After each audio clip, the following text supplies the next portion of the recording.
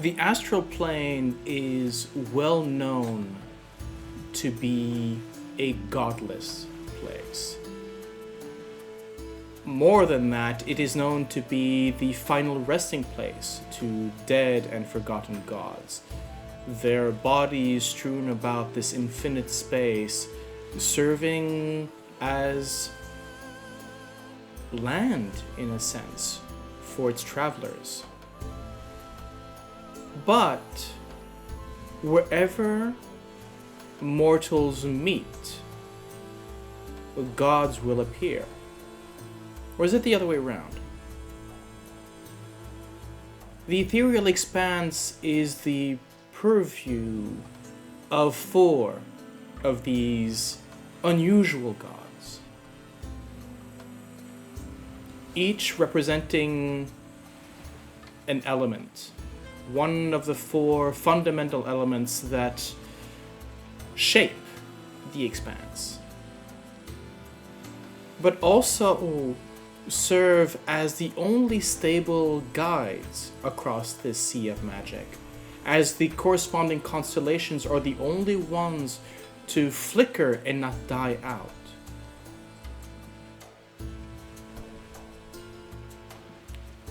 First, mentioned previously in this campaign, Asteth, the Empress. Under the sign of fire, she is represented by a 3-headed snake, or often by a regal woman, her face hidden in flame and crowned.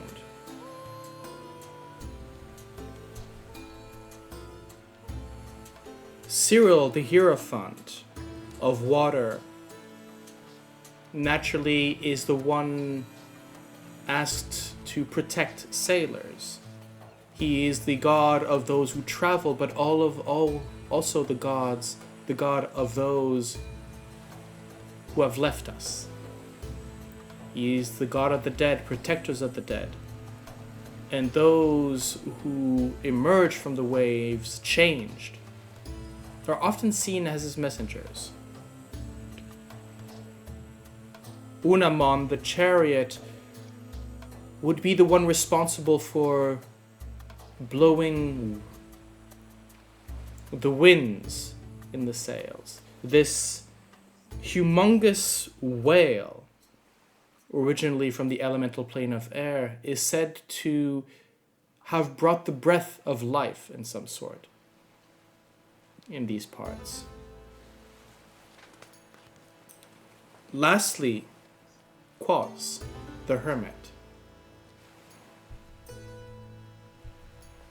There is the story of him attempting to eat. He is the hungry one, the one who sits at the bottom of the expanse waiting to wake and devour everything.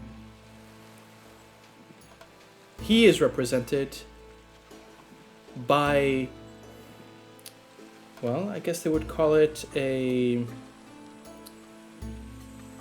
feather star, a humongous sea urchin of great arms, feathered on all sides. And it is said that the only reason why the expanse still stands today is of a sacrifice by the Hierophant, by Cyril, whose sacrifice now is shown in his symbol as a man, burly, wide-shouldered, holding an Ethereum crystal in a hand, missing its 3 fingers. Each of these gods is interpreted, worshipped in their own way by the Drakes, the Imperials, or the Arisians. And every faction, every region has their own, have adopted in a way over this past 200 years, their own interpretations of what they would mean. The Caroline Empire has been quick to make any of these cults into something controlled by the government, where Asteth is now the fire of home, and hearth, while in the Arisians see her as the fire behind the economy and ambition. We will get to see those differences across multiple episodes. But that's for later. For now, let's get back to our ship, shall we?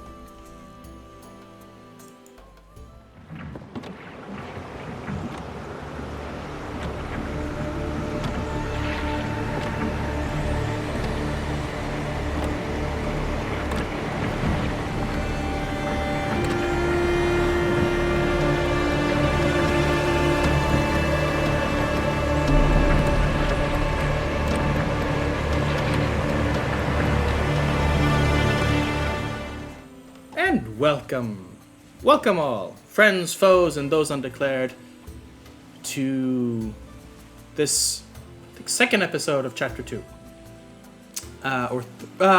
Second session, anyways. Right. Friends, are we all rested, fed? Everybody's got something to drink and snack? Good. Yes. Ready to roll. Okay. Well then, let's raise the flag. At least on my end here. There we go. And let's get into it. So last we had left off, you had taken off. You had sailed away from the Shipgrave Reef where you had all met on a ship made of brick of brack, which you aptly named the Chimera. After a few divine signs and tribulations, you find yourselves now just on the edge of the Isle of Drakes. A small archipelago formed of, well, multiple little islands. 3 major ones. Surrounding a smaller one, which seems to be the central hub for it. But before you get to sort of give your orders, Astrea, as to which island to move towards first, Emil sort of scrambled up to you, and in that sort of Marrow voice, well, more merfolk than Marrow today. We need to talk about the pearl.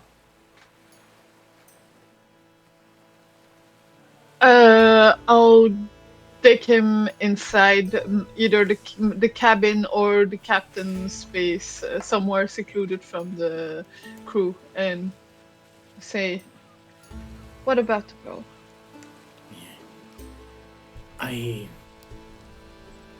need to thank you and yours for saving me body and mind, and so I will trust you with this. The pearl is pure Ethereum, a crystal of great power. The legend was tasked, by whom I cannot remember, to steal this from an imperial settlement. Weapons manufacturing. The pearl was to be the base of a weapon to end the war.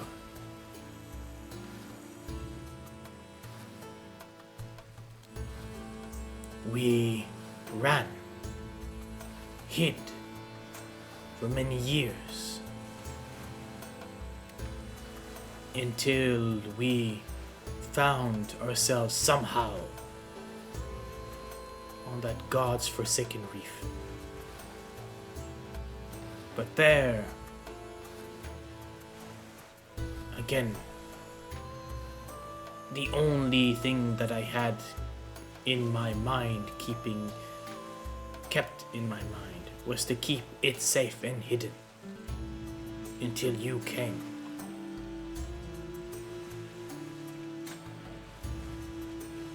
I would ask you, Captain, now.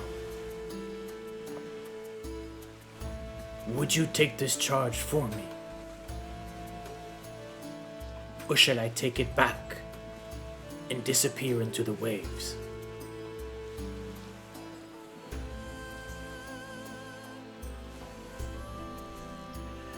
Astrea looks with a grave look and with a realization of the power that is currently in their hands and the danger that it would be if revealed.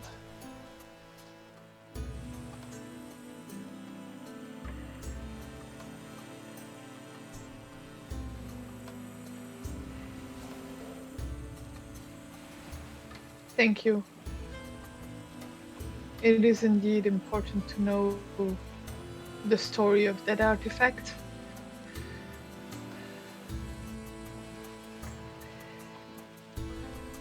Fortunately,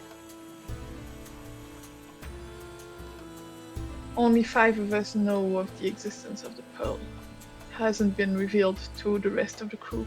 Has it? That's a good question. That is actually a very good question. Would you, have revealed anything about the pearl, considering that you found documentation that referred to the pearl? That documentation might have been leaked, let's say, to the rest of the crew.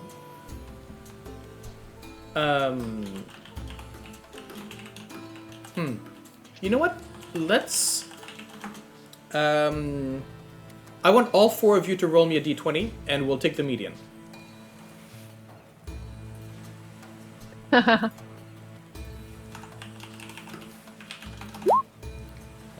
Starting with a 12, a 2, a 3. Oh! Come on, save us, Andreas. Yeah, he's the lucky one in the party.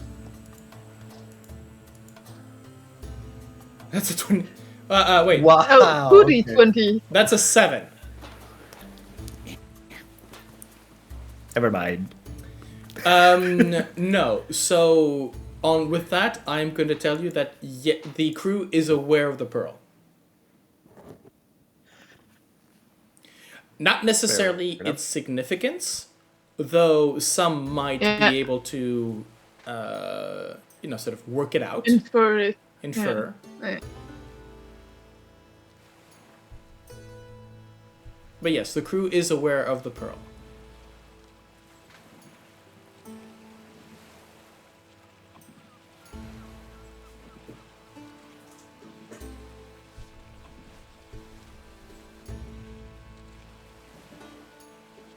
By the way, Astrea, do you want to call any one of the other 3 into your cabin to talk about this?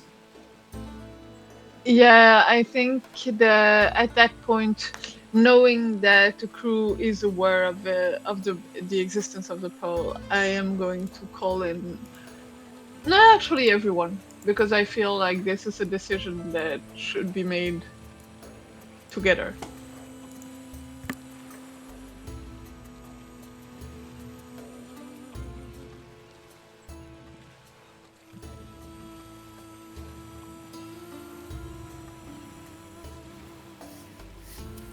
Captain?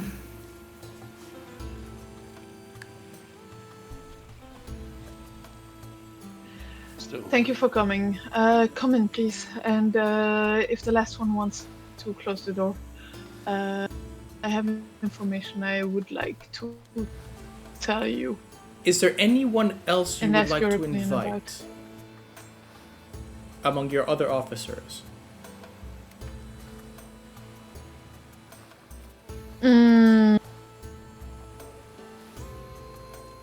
The bosun, maybe. Or maybe later. Yeah, I was just checking. Yeah, he's EMS, so, but he wasn't a big fan of his crew because he's not a human, of course. Oh, or EMS. No. Yeah. I mean, Papa Brook. Let's first have the story out and Okay. everything told among us four, and then I'll. Yeah. Okay.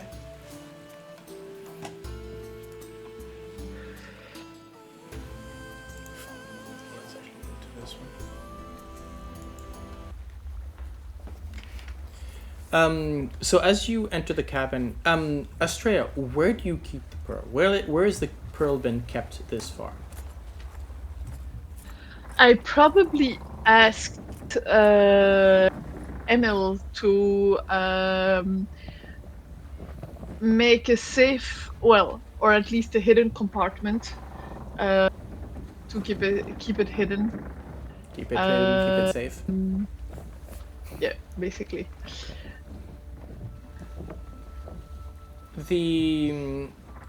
As I'm guessing you bring it out so that you can all have sort of look at it.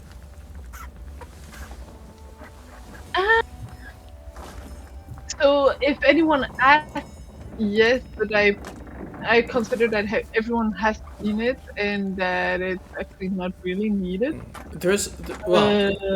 You can definitely determine. Emil knows where the safe is, and you can definitely see that he keeps sort of glancing in that direction. Yeah. Okay. That obsession is still very much present. Mm-hmm. He sort of retells to the other three basically what he just told you as to the fact that the legend had attacked. Yeah. And he goes on about saying that his memories himself are either fuzzy or unreliable. He spent too much time. His mind is corrupted. He can barely remember most of the things, so he's not exactly sure of his own memories. But what he knows is that this is an artifact important enough to have justified him and his crew running from pretty much everybody for the better part of 4 years. Before they crashed into the reef. And that might actually explain why the Triumph was sent as a ship to get the bow back. Maybe, yeah. Somewhere on an Imperial ledger there is the legend. Wanted.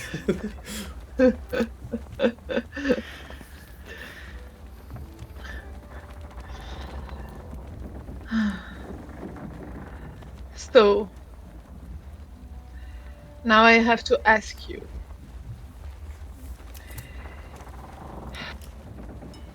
What are we doing with this?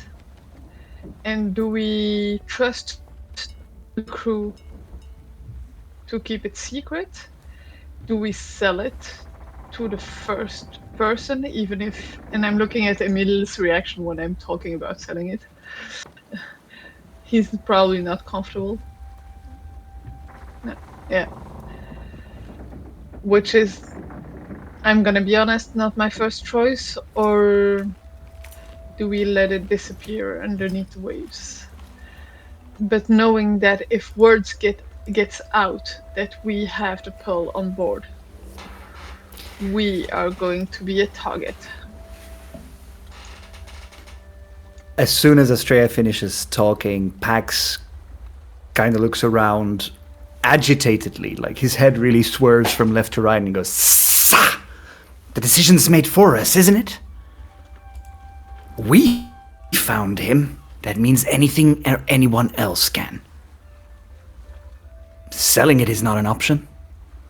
So it's not about choosing, it is our charge now. With all due respect to your vessel, Captain." I mean, how rare exactly is this thing? Like they've had what, 20 years, more than that, to try and find a replacement?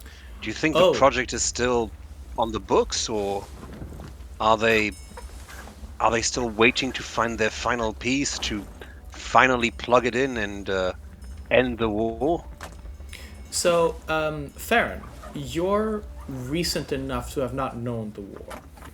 Gizmo as well, but I believe Astrea, you fought in it. The war is only about 10 years gone.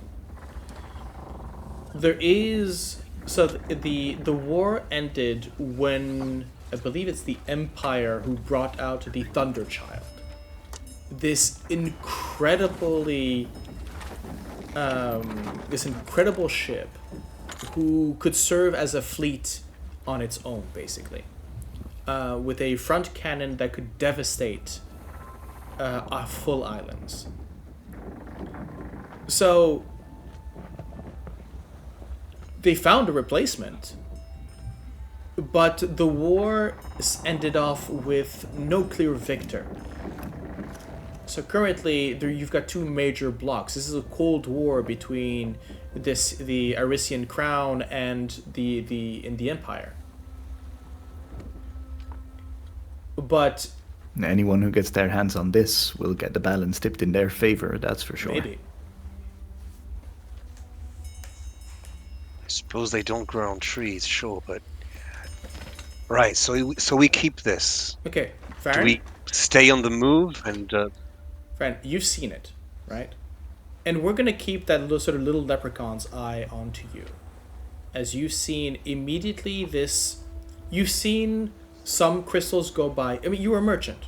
You've seen Ethereum go by, and you would know that, for example, if in a sliver, the amount of energy that an Ethereum crystal can produce, or at least emanate, is often due to how it's cut.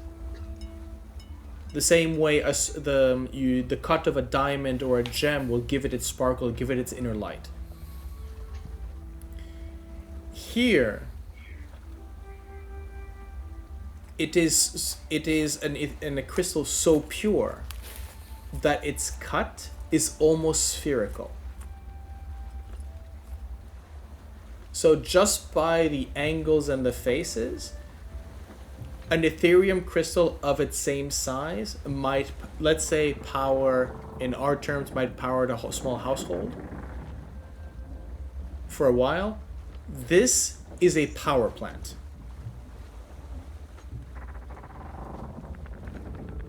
This will keep a small town. Question for our DM. Last time, I think I remember I used Identify on the thing, or did I fail because it was like... I interrupted you. I threw you at the enemy for casting a spell that took 1 minute in the middle of combat. Yeah, so I don't think you ever got to cast the Identify on it, no. Oh no. Well, now listen, that was back when I was going to be a scofflaw.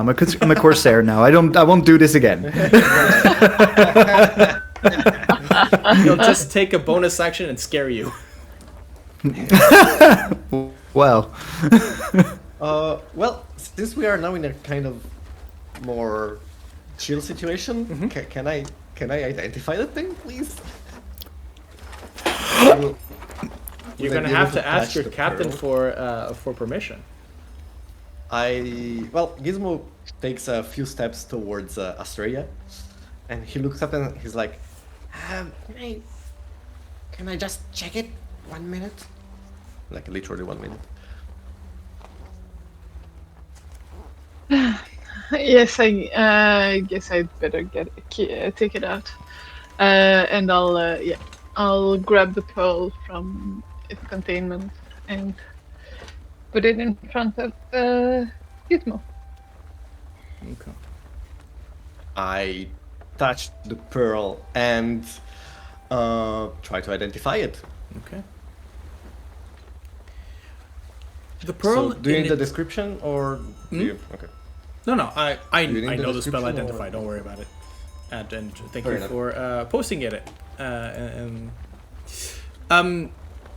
Gimme. It's difficult to understand. You're used to, when you're identifying magical items, Identify will work by either understanding the mechanisms of the object, recognizing runes. it's a Rosetta Stone to understand the work that has gone into an object. Okay. Here, it's more about mostly the information that you're getting is going to get the voltage, because it is a containment unit. Ethereum here is, it has been cut in a way where it can be used to produce magic, but the way it's been cut will allow it to give enough oomph that this could actually, again, this is an incredible amount of powder. Black powder, let's put it that way. There's enough energy in here, if it were released in one shot, for example, could be enough. It'd be the equivalent of a 9th or 10th level spell. Okay, wow. Okay.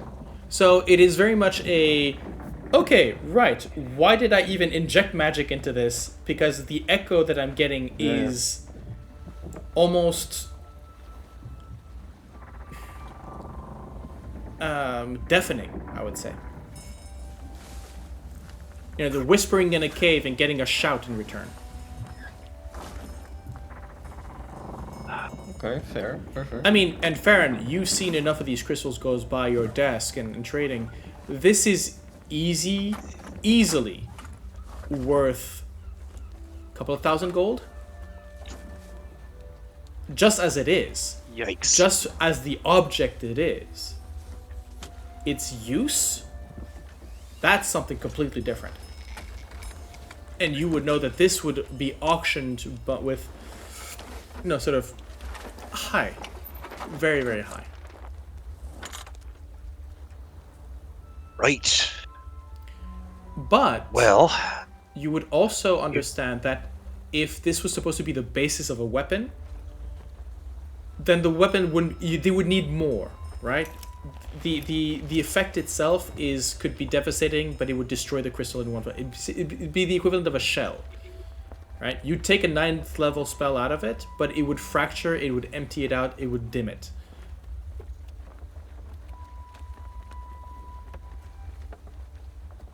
So,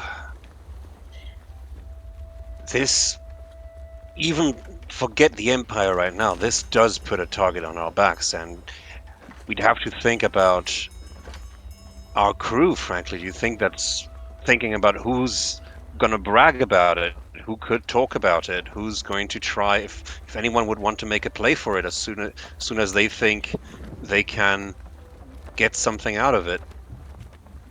Where do we keep it safe? Do we stay on the move and just have it with us at all times? And do we find somewhere to stash it and have a way to monitor it? That's gonna take some resources. Emil immediately looks to you, to the pearl, to Astrea, back to the pearl, back to you. And you can see that his sort of long fingers sort of almost there's a sort of movement around the fingers as he's ready to catch it and run. You can see behind his eye there's that instinct of going, yes, my precious, right? This is very much Gollum looking at the one ring and everybody going, so who should we give this to? Pax is pretty focused on Emil. And just noticing that, Pax is just going to go stand next to Emil and just briefly put a hand on his shoulder, like a first mate would to another captain. Just indicating, I'm on your right. I'm right here. And just let go. Not really knowing how to offer more comfort. He's going to stay near him. Not as a guard, really with the intention to offer comfort. No worries. This is in the captain's charge. I follow orders. I can make arrangements for the proper keeping, maybe under the hull, accessible only to myself at your orders, of course.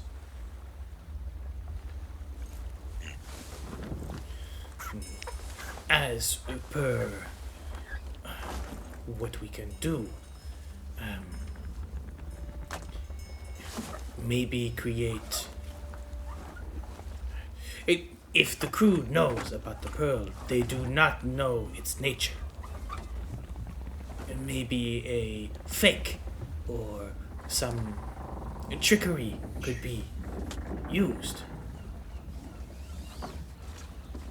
We leak the info that it was a fake.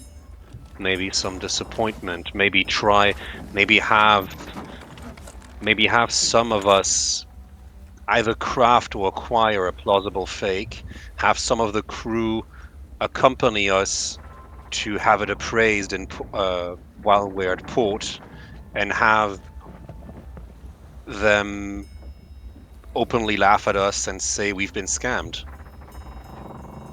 If we take a fake to an appraiser and they check that it's a fake, and we sell it well enough, the crew will have no reason to suspect that we still have the real one. That's actually a good thought.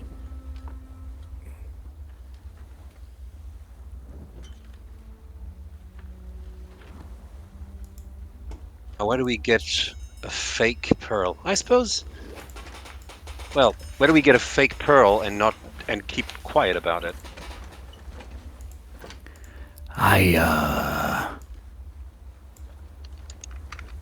I'm not that good at telling tales, Farron. That would be your job. Yes.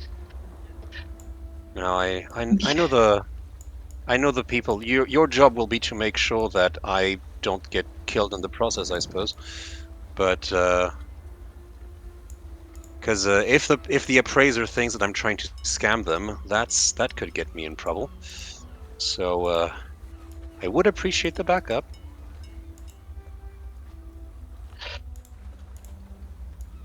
Gizmo?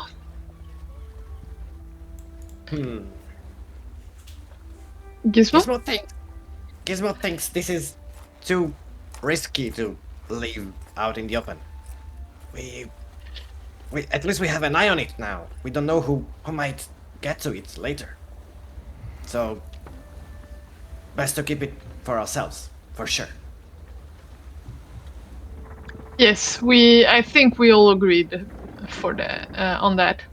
Now, would you be able to craft a false pearl? So, well, you told me the power of it is like 8th or 9th level spell. So Yeah. I would imagine that I can clearly know myself that maybe it's a little bit out of my capability for now. To replicate, replicate, yeah. yes, definitely. However, something made out of frosted glass, not a problem. Okay. Stuff If a you dancing have the light in it. tools. If I have the tools. Gizmo thinks, yeah, he might be able to maybe replicate the pearl, but if someone checks the, well, powers of it, or at least magic, that might be a little bit more complicated. Oh, we want them to know. We want them to know it's a fake. it's not the real one. We want them to Can't- think that that we've been scammed. Ideally, not that we're trying to scam them. Or tricked. That could be. Yeah. Can't Yeah. you just make an orb and make it glow like you made my axe glow in the cave?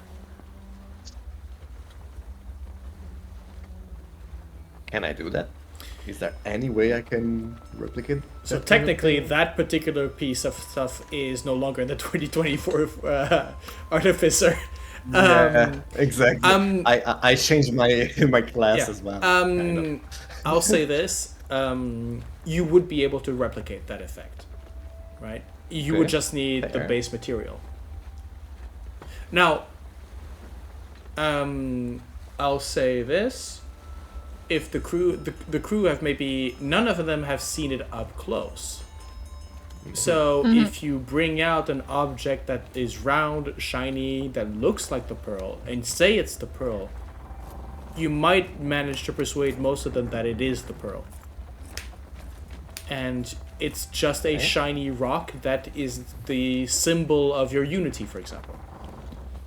Yeah, and to the best of our collective knowledge, if Emile hadn't said anything, the pearl was just a shiny pearl. No one knew what the treasure was exactly, so we don't need the real thing. We just need something that might pass as something we found, and that is that fits the description of being called the pearl. He is a madman, anyways. Okay, yeah. How long might it take me to do this kind of job? Like, are we talking about 3 days or like a couple hours? Well, it's going to take you a couple of days with the materials, which you do not have. Tools and materials, which you do not have. Okay. So currently, the job, it's an impossible job because you are literally without means. But crafting supplies. The Isle of Drakes is not too far away. Fair enough. I would like to point out, I am not opposed to lying to the crew. It's your crew and your ship, Astrea. But I don't know what you're planning now that you have a crew and a ship. And if a crew finds out a lie, that's it. No amount of scary growling will stop a mutiny at that point. I know. And I don't take this decision lightly. That is why I called you all in. I am also thinking about what we should tell Pebblebrook. But I cannot, in conscience,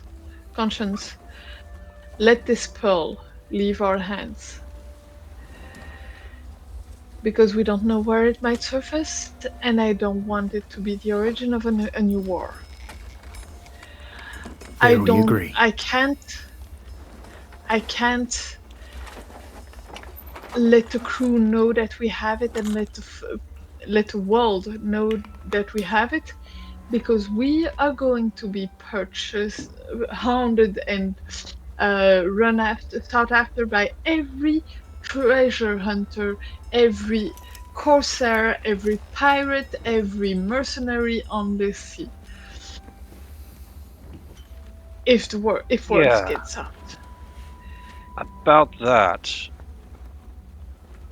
we might be able to get away with a fake pearl for now, but if anyone still remembers that Markov's crew successfully stole a pearl and that he is serving on our ship, even if we manage to say that we don't have the pearl right now, if people are still after it, they might go after the Markovs, thinking that he knows, or that we are going to eventually go and find where he stashed it.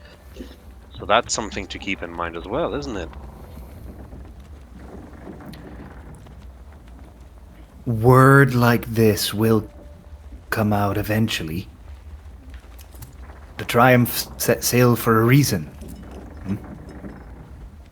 Pretty sure I now know what it is, and Pax's eyes land on the pearl, briefly, and then back on Astrea. As soon as they see some, or recognize, crew from the Triumph, word will spread as well. I don't know what the Aetherians were doing.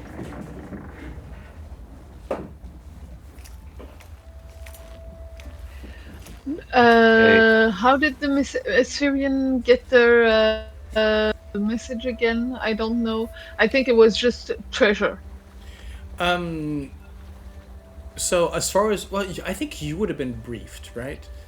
Yeah. You had been told that a prize heavily sought after by the Empire had been rediscovered. And you were to beat them to the punch. Basically. So somehow the Aetherians learned that the Empire that the Caroline Empire had rediscovered the location of the legend. They had gotten the same. Clearly, some information broker sold the information on to both sides for a neat little profit, and you were sent in to try and beat the Triumph to the punch. And we knew how that happened, how that ended.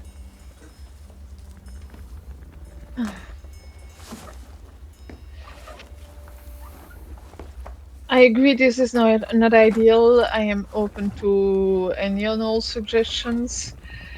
And do we need to bring in Pebblebrook for an additional opinion?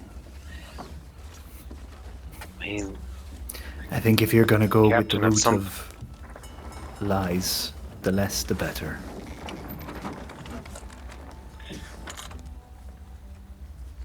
Fair. All right. Farron? listen, I'm all for it, but this is just delaying a problem and kicking it down the road. This is going to come back and to bite us one way or the other, and we need to be ready for it. We need to make sure that the Pearl is safe, but also that, and I look at Markov, you're safe as well, because if people start thinking that you know things, both on this boat and elsewhere, well, your return to civilization might get interesting real fast. Yeah. Mad Emil, who would come in to try to interrogate someone with teeth like this? And so he just sort of lunge, does that sort of lunge, sort of fast lunge from his head, almost like a how do you call it, murène? An eel. Yeah, an eel. Yeah. Yeah. Moray. Moray eel. Yeah, Moray. exactly. I say, and if I say anything is Pearl, then Pearl is Emil's Pearl.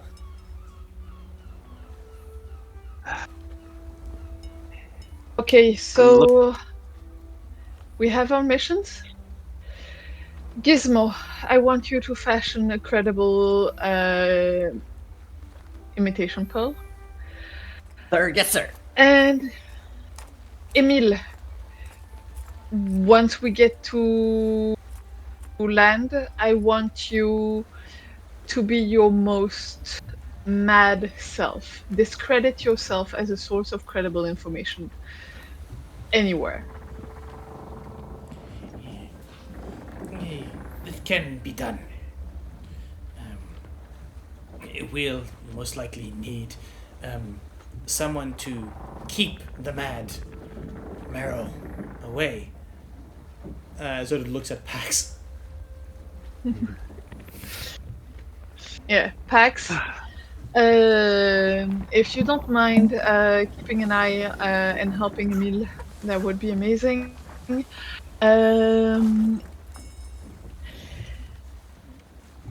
And I am afraid, Farron, that you're gonna have the hardest mission of all.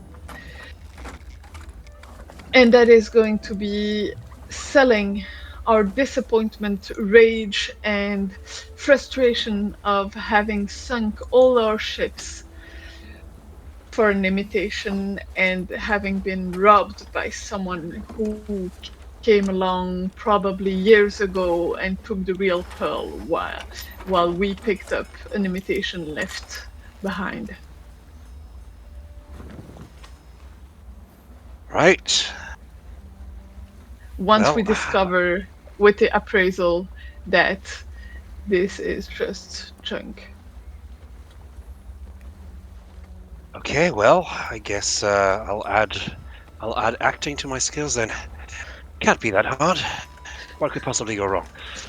It's a great feat.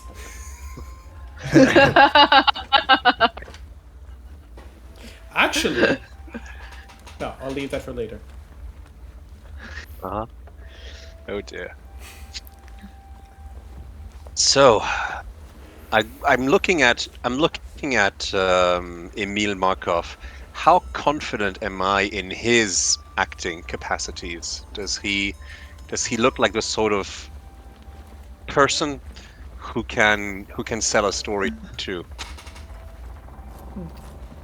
If the story is him being unstable in the head, it's not acting.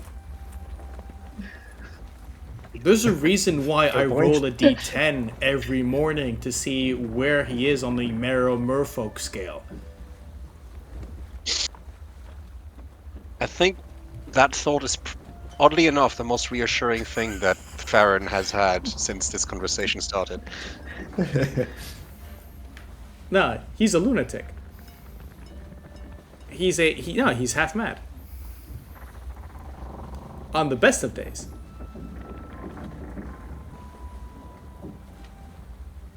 I think it's in the Stormlight Chronicles, where there's that one king where they test every morning to see how dumb and how intelligent he is, because he's been cursed.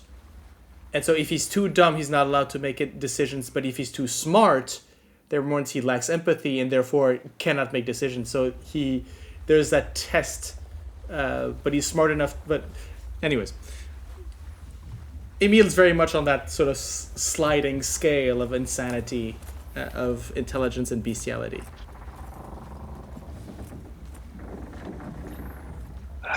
One more thing to look forward to when we make land.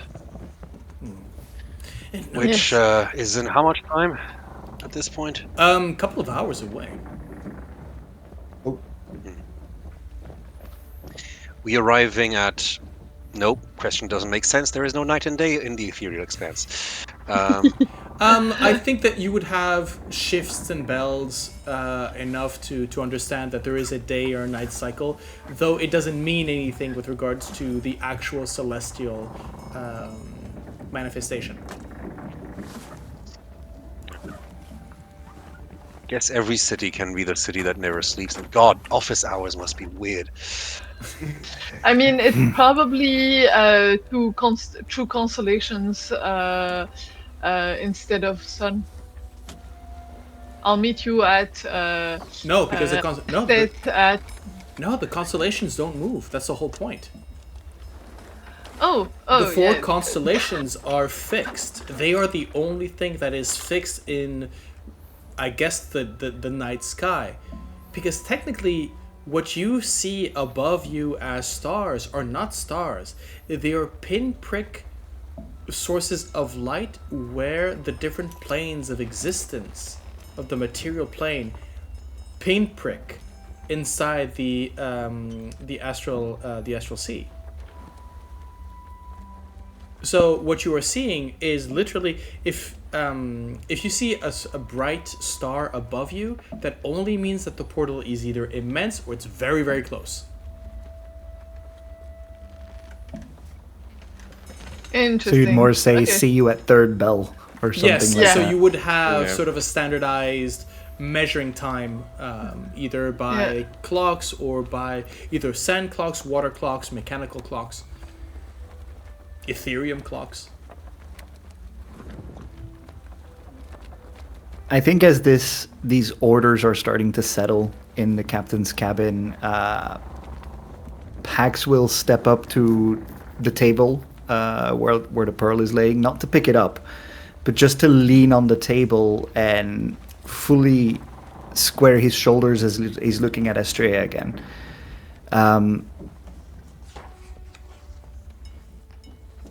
I have to ask the question again. What's next?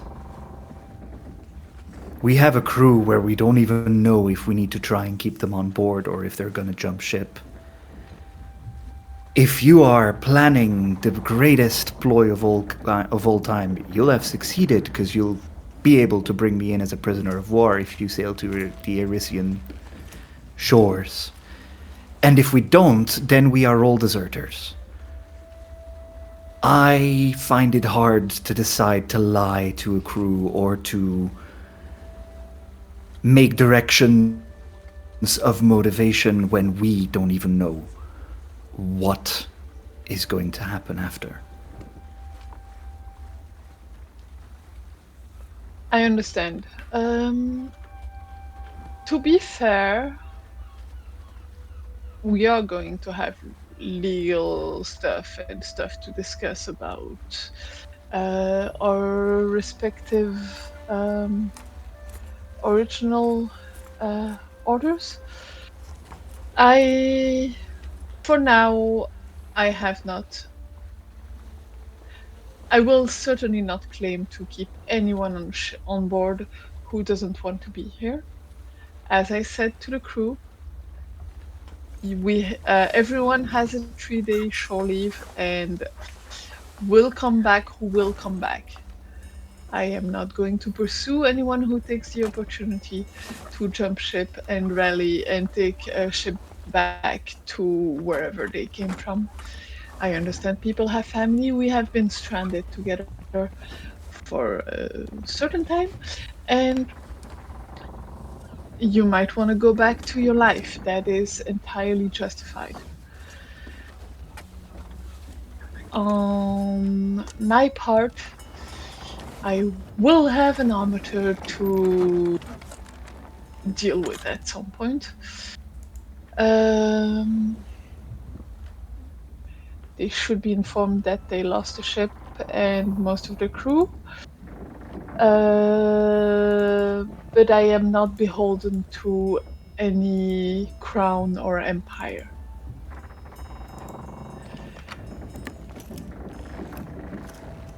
Gizmo, I think you take your decisions, but I don't think you were here long enough to have any obligations to any form of sovereignty here.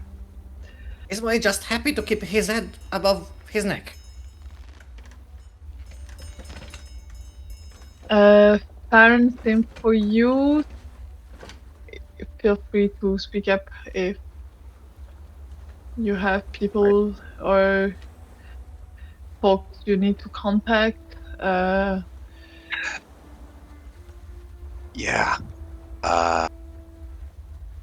Nah, I think I've been adrift for a while. There's an old man who taught me how to cook. I don't know what he's doing these days. He was going to retire last time I talked to him, which means he's smarter than all of us at this table.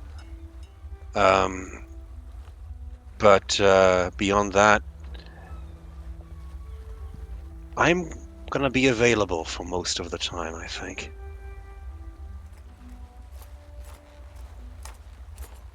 There's a few errands to run, of course, but at this point he kind of like his gaze drifts into the distance. But yeah, if you need me, let me know.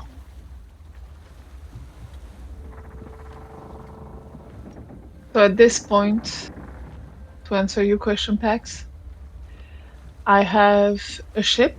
Well, we have a ship. I'm not gonna claim ownership of it. It's mostly a meal after all.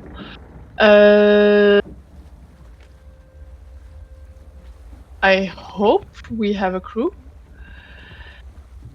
And we'll have to make a living in some way, shape, or form. You are free to return to the Empire if that is your wish. I am not keeping anyone against their will. But after As that, Astrea says that, there is a clear snarl on Pax's face, where he glares at the gem, then up at Astrea, then back at the gem, and he cannot suppress the trilling growl in his throat. You just hear a... can't do it right now, my throat is too sore, sorry. You know, that crackling growl. And I mean, he's got a charisma of four guys. He can be read as an open book. He's distraught. He's conflicted. He's clearly angry at the pearl in that moment. And for some reason, some of it gets thrown towards Astrea. And after that completely wordless tantrum, he heads towards the door with full intention of leaving. If nobody calls out to him, it will be a door slam and he will be on the deck. Think that's going to be a problem? But Pax, Yeah. does he turn if Astrea calls, or before he slams the door, or does he just try to continue on? Yeah, he's gonna try to continue marching. Pax, please. I would just like to know. We haven't probed into anyone's stories, because stories are our own and we are allowed to keep them. But if you slam the door and want to walk away, I would just like to know why. Pax turns around fully as if he would be facing another warrior in battle, not knowing a different way to express his anger. He turns and his frills fully erecto around his neck at that point, forming a full crown. He's not drawing any weapons. He's just staring at Astrea, a clawed hand shakily pointing towards the pearl. You just presented my opportunity to fulfill my captain's task. Now, I don't know anymore. And you see him visibly shake as he's staring once more towards the gem. His eyes just speak volumes. He's conflicted. Mm-hmm. And after replying your question, he continues to march out. He will not stop unless physically blocked at that point.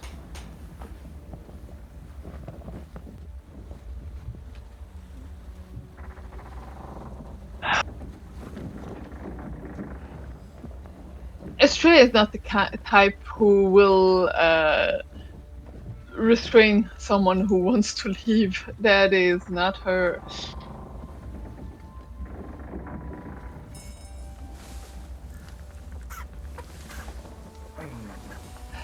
I will say, Gizmo, you would know. Yes. I don't know if that was clear in my explanation, but another option is to destroy it. You would be able. Oh. You would need to discharge the energy inside it, but that is also a possibility. Because I thought it was like, okay, at 8th, 9th level it was just... Yeah, you know, as in, if it is not controlled, it's going to be a 9th level fireball. Okay, fair enough. With added effects. So far away, yeah. Right? But if there is... Technically, if you find a way to discharge it, it is still just... It's a very large battery. And if you manage to discharge it, well, then it's just an empty battery. Fair. I'll keep this information to myself. I want to... Fair enough. I want to talk with Astrea when there's nobody else around. Okay.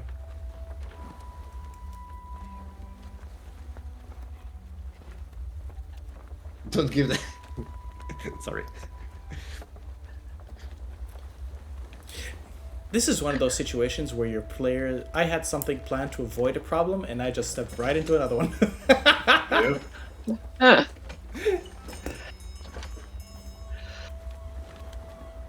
Astrea is gonna grab the pearl and put it back in its compartment and close the compartment back up first and foremost. Because... security. Fair. Underneath the pillow. Yeah, because that's always the best place. Yes. Okay. And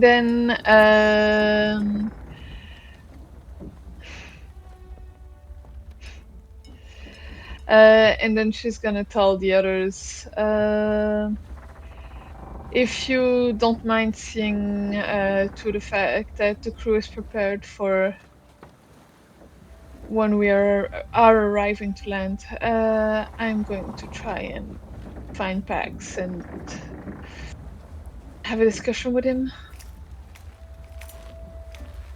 There's a knock on the door. See what can be done.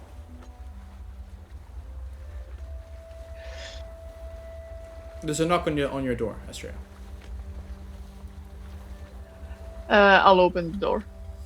And as you open the door, you open the door and immediately go like this. As your bosun, Mr. Pebblebrook, is, Captain, just saw the first mate storm out of here. We're just awaiting orders as to where you want us to take us. There's a few islands from what we can see, and well, since none of them has been there, we kind of want to know which bearing to choose, basically. Emile, any suggestions? Because I'm flying blind as well. So he's sort of again. He's not. Do you invite your man in, or do you just leave them outside? No, I'll let him in. I'll step away from the door so that he can come in. Okay. Emile sort of brings out a. He goes to your desk, and with a sort of one of his longer nails, he sort of starts scratching into the wood of this desk, which is rough anyways, right? It is not. But yeah. He is going to give you a fairly half-accurate. Here we go. I'm going to give this to you. Here we go. And I will share this with our audience. Right.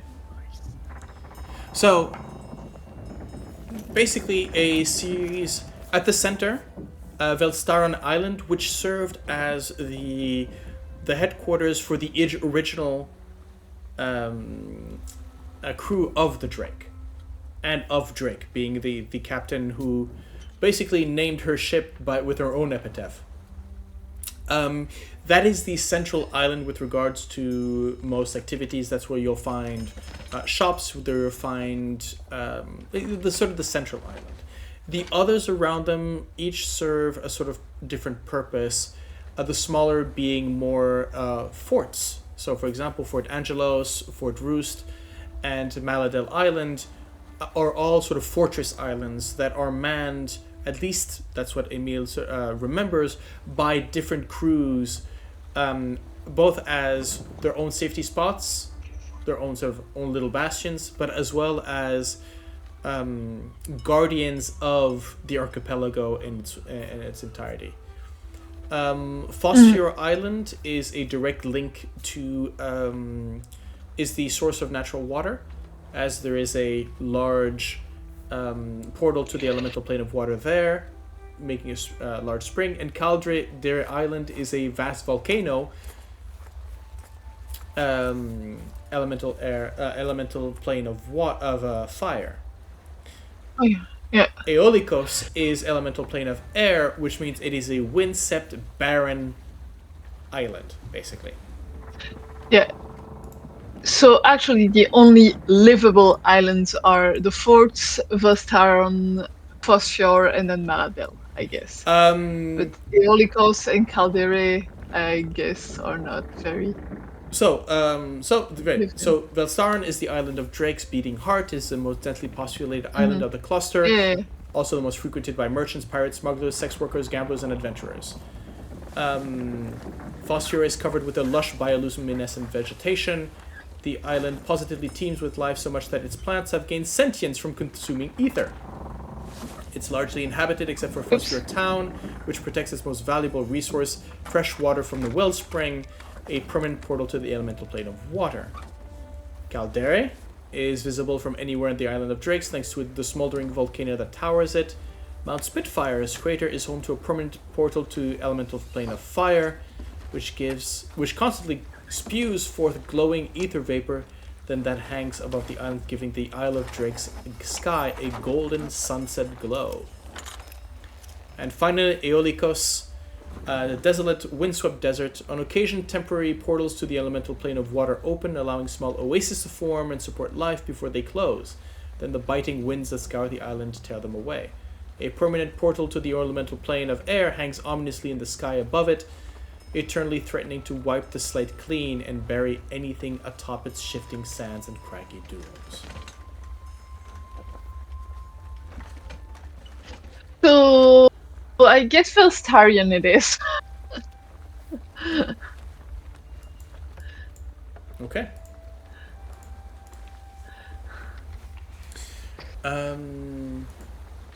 Actually, you will be coming in.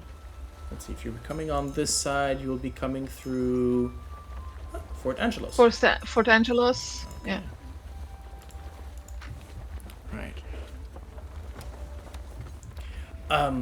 Is there anything you want to say in addition to your bosun before you move in?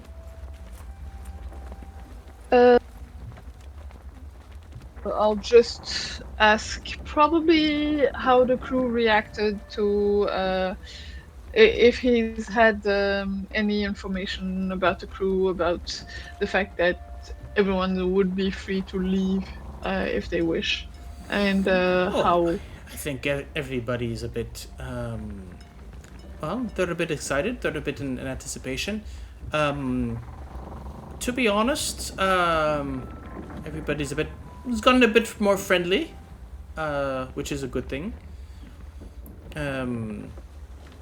Shared trauma and all that. But, well, there has been some questioning about what kind of ship this is going to be. To be honest, I think that particular battle has sort of maybe shaken the fighting spirit for a few of us out of their system. Others are wondering if this is to be a Drake ship. What'd be the purpose? Exploration, merchant, piratical.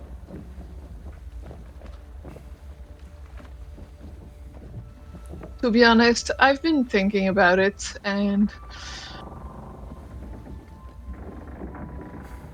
I haven't taken my decision yet. No, Captain, I don't want to force a decision here now. I'm just saying, those are you asked me the crew was questioning, and that's kind of it. But, okay. Who are we are? What are your thoughts on the matter? What would you? My thoughts? Yes. Never been much of a fighter, to be honest. I'm more parents were merchant class mostly, and that's how I started my my first voyage. It didn't work out too well, but man's gotta make a living. Belly's gotta be filled. So, coin's coin. And to be honest, with what we found back on the reef, well, that's not enough to retire, but it's certainly enough for a sailor to get comfortable between ships. So, for that, I think that you have at least the... you've got everybody's friendship for that. Your generosity was... let's say that you could have just kept it altogether yourself.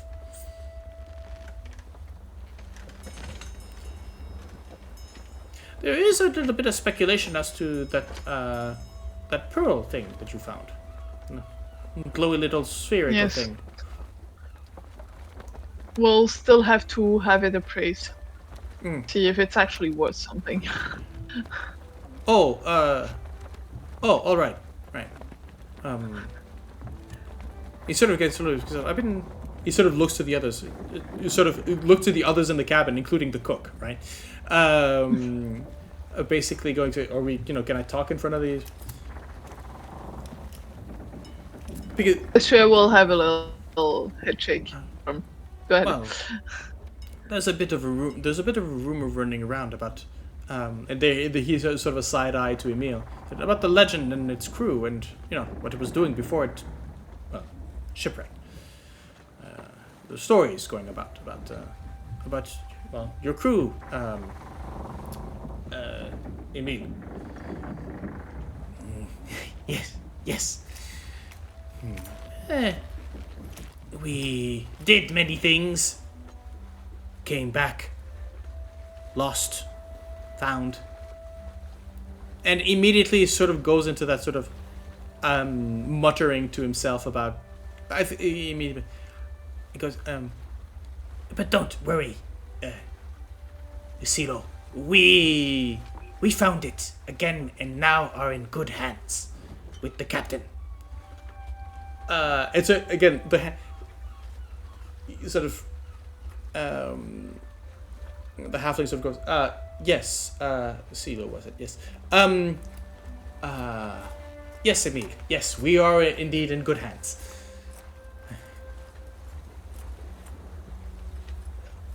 Sorry. What kind of stories? I asked the halfling, and I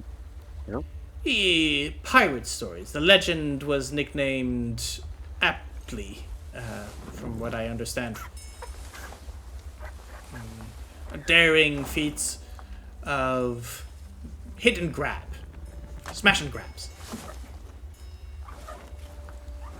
And you think this pearl might have something to do with it?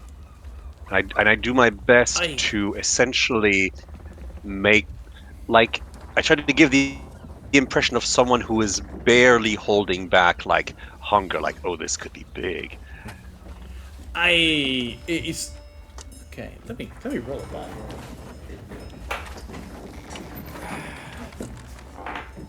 Okay. The halfling sort of looks at you and says, well, I cannot speculate, but let's just say that if that object is but a fraction of what the legend is supposed to have been stolen, well, it should be good for a good payday. But not to say anything, Captain, you've been generous enough, and we understand that that was in your share, but nonetheless, curiosity abounds. I understand. Right. And before anyone has their hopes up, since we have no clear origin of that thing, nor any indication of how long it's been there, well, except for the legend of the legend, and no one on board has the expertise to evaluate such an object financially, I would prefer to have an appraisal before anyone gets any ideas. Of course. Shall I tell the crew to keep quiet about it then? For everyone's security, that would be better. Either we have an invaluable artifact on board and we don't want to be robbed before we can actually do something with it, or we have a piece of junk on board. Who knows? And it would be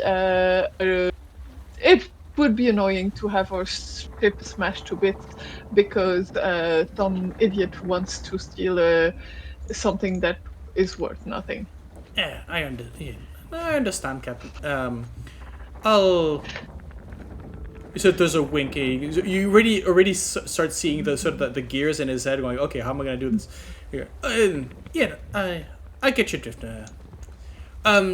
Sort of almost climbing up on one of the makeshift chairs. We go through. Basically, it points to the map between, well, pretty much here, as you can see on the map.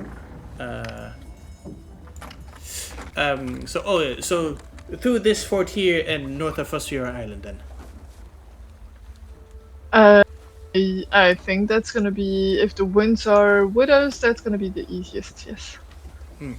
Oh, very well. Okay. Right. I'll give orders and rumors. Yeah. He salutes. All of you. Thank you, Bevelbrook. Captain? Mr. Pebblebrook. And sort of, and again, you can hear that now sort of familiar voice booming out. Okay, you Captain, let's get this going. Let's get the Velestron. Get this. Yeah. And immediately, sort of jump. You can see him already, sort of discussing with Karen, as to already sort of pointing to the horizon as to which two land masses to slip in between. Mm. Okay. Astrea, you mentioned that you wanted to try and find Pax. Yes, but I also know that Pax wanted to, that Gizmo wanted to talk to Astrea one-on-one. Yep. So if Emil has gone to the helm, and Gizmo is probably like staying back in the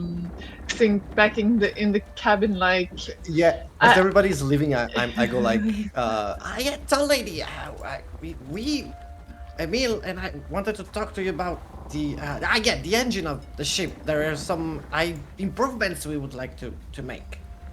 So if you have some time to discuss. Yes, let's. If you can make it not too long, because I really would want to catch Pax before we get to land. Yes. Is everybody out already? Yes, I would think so. Yeah. Is the room empty? Yes. Okay, cool. Oh, by the way, I'm going to make like- a slight retcon because I'm looking at the token and the picture that it shows, showing two side paddles on your boat. So instead of it being at the back, it's going to be middle and wheels turning, basically. Which would actually make it, which I think was Gizmo's preference. I think that you would prefer it was on the side. So there you go. Congratulations, you're validated. Let's go. The luck I have with this kind of stuff in this company is crazy. But yeah, anyway, he goes like, this time he doesn't call you tall lady, he doesn't call you sir, he goes like, actually, Astrea, there's a third option that Gizmo thinks might be interesting to discuss. I'm listening. That the pearl is like, it contains a lot of magic, right? Has a lot of energy in store, and Gizmo thinks there is a way to just discharge it and to make it not harmful anymore. We could just destroy its power and, well, that will solve the problem.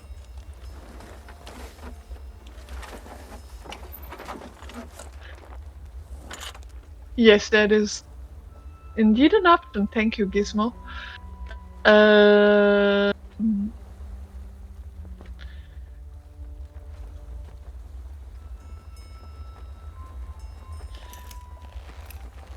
How dangerous would it be for anyone around? Because I guess that is going to be a problem. Sorry, what It's was a your huge question? amount of energy. Hear How properly. dangerous would it be for the people around when we destroy the pearl?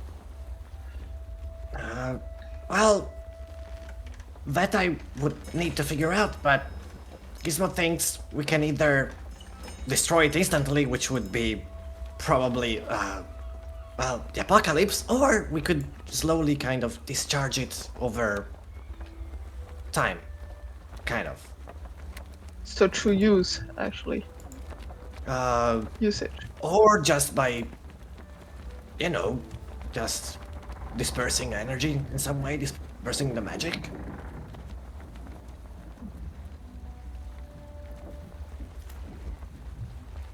We don't really need to use it, we can just, I don't know.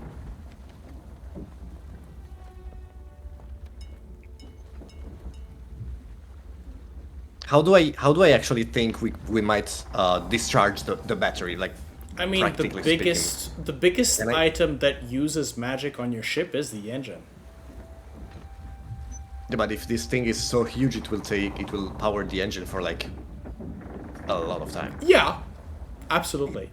That also means that you'll never have to, you'll never have to use the Ethereum scoop at any point.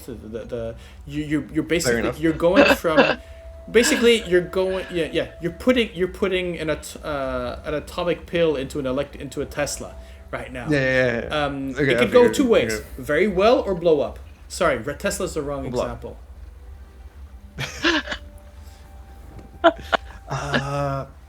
Well, we can. For example, we could power the ship for probably a couple centuries, maybe, something like that. Yeah, which, yeah, at that point, But I just wanted to point out that it is an option. Just that Gizmo doesn't and know that if you would like to everybody- use it. Yes.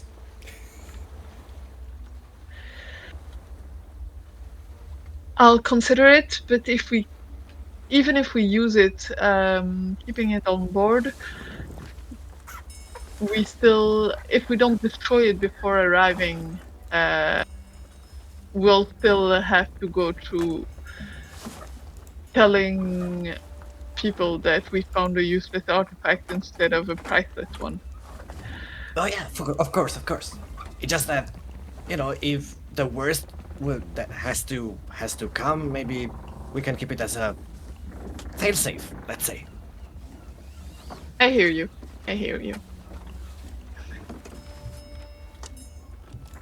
Well, thank you, Captain. And then he just scoots away.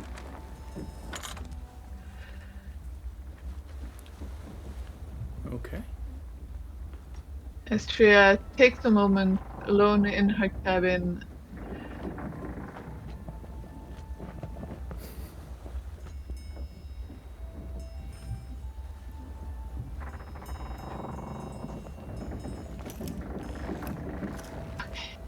And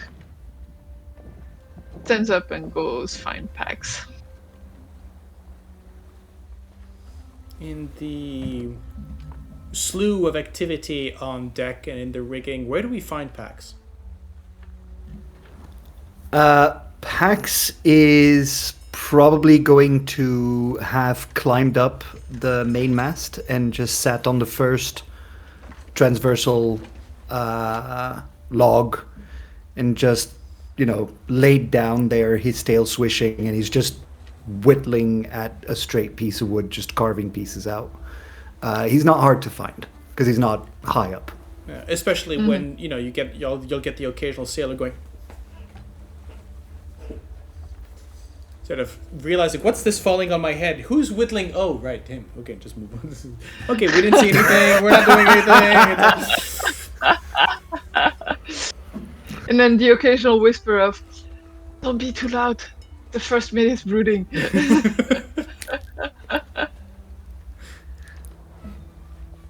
So yeah, Astrea. I think we see Pax sort of sitting on, sort of hanging off the rigging. So by the way, that first log is where the sail is being set up, which means it is not stable. So, but there are definitely places where you can set yourself in the rigging to have a comfortable place.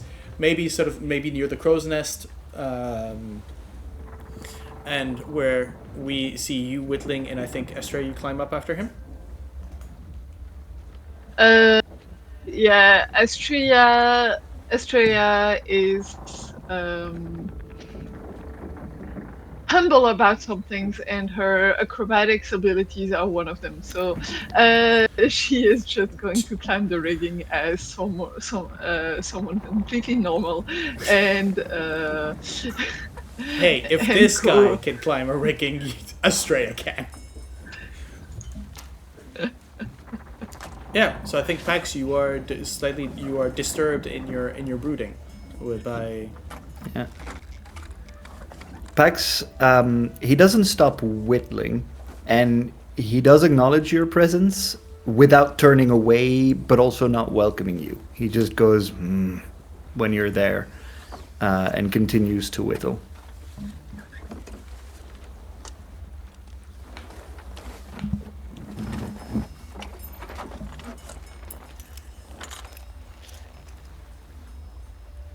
And Astrea is just going to leave first a moment of just silence, and she's gonna look over the sea, enjoy a moment of quiet, because it's been a bit busy since they left. And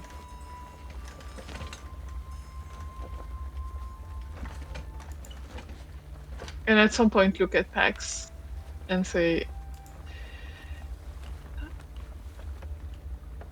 I don't know your story, but I understand that you have a lot of loyalty towards your old captain. I appreciate that, and I understand that.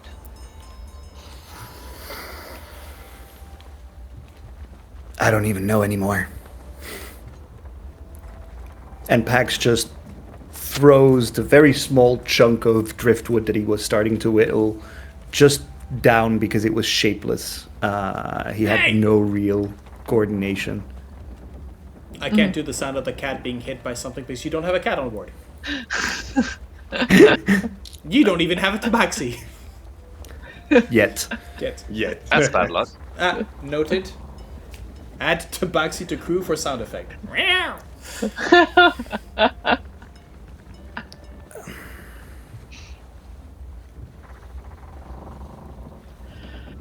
Why did you show all of us? So what? That pearl. Farron is a Drake. Gizmo likes things that blow up and is an imperialist. I am an imperial. I'm from the Triumph. You gave all of us an opportunity to make it out on our own. You gave me a reason to betray you. Is it betrayal? Or am I betraying my current captain, Captain Grasha, for not completing the mission right here and now? Who's betraying who?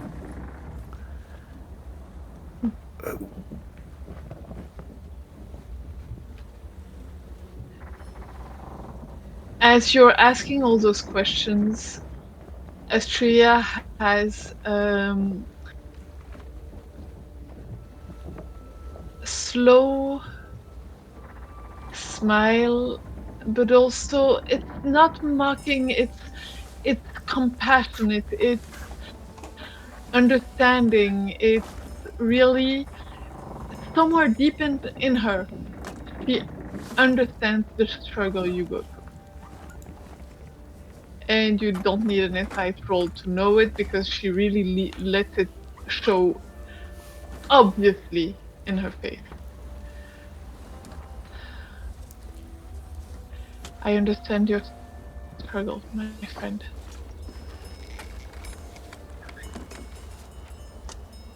I know you're still on edge about this ship, about your loyalties,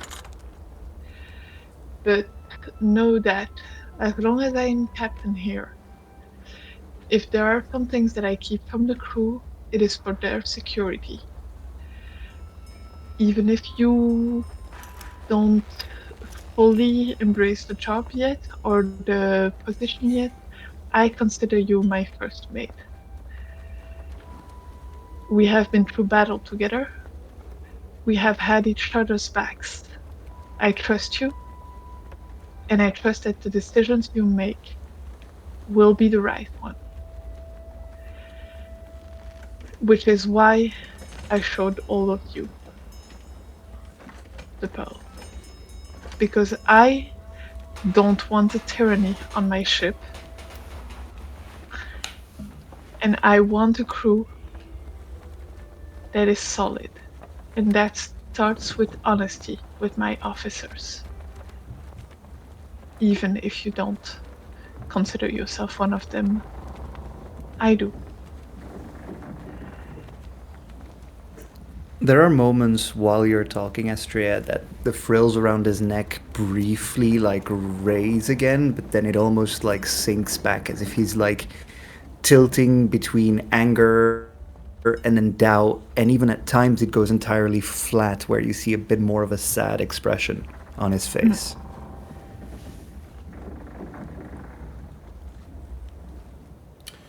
I made you a promise on the island. So long as you're in charge of these people, I'm gonna help you get them safe to wherever we're going.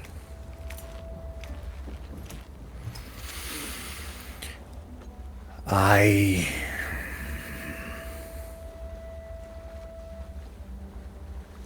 owe a debt that goes beyond loyalty to Captain Grasha.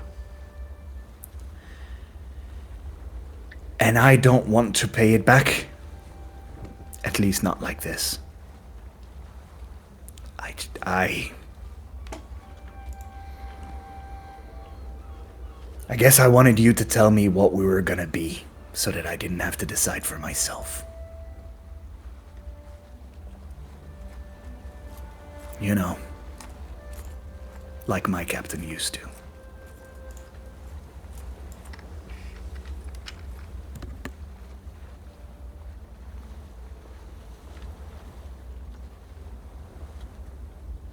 It's easy to be a beast.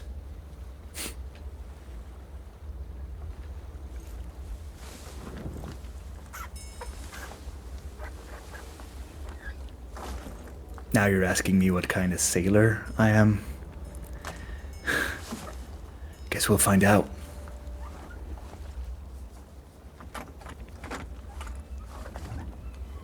But yeah. We do have each other's backs, don't we?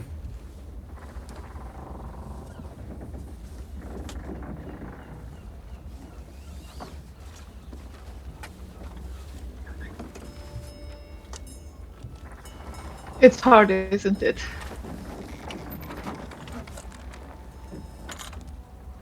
When your perspective changes.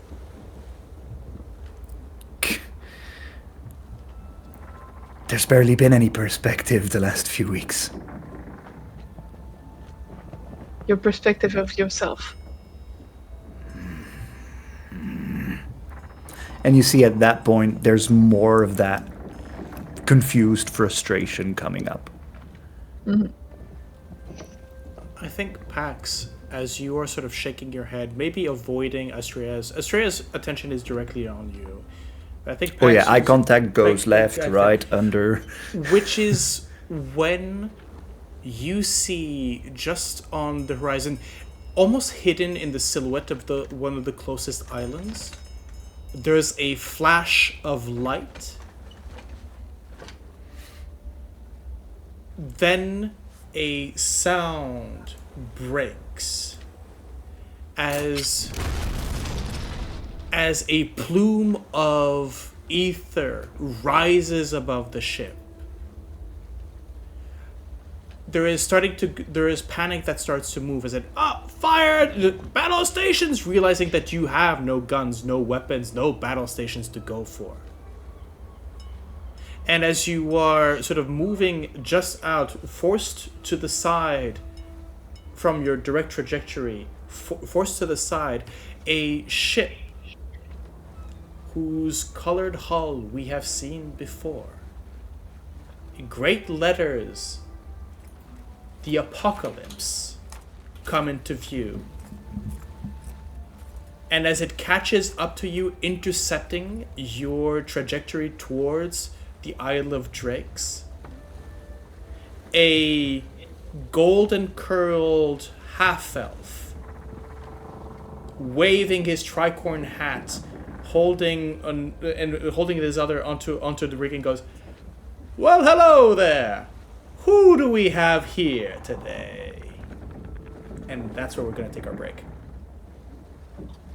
Yay! Thank you, convenient plot device, for interrupting the conversation once it was done. Yeah, Very Yeah. convenient timing. Both Pax and Astrea suck at ending a conversation in a nice way, so this is perfect. This guy got a +1. Well, let's hope he doesn't get too many bonuses, as we will discover what he wants and what his crew is all about in the next episode. So, my players, go get yourselves something to drink, something to nibble, something to move about, and for you who are watching, we will see you next time on Waves of Starlight. See you there.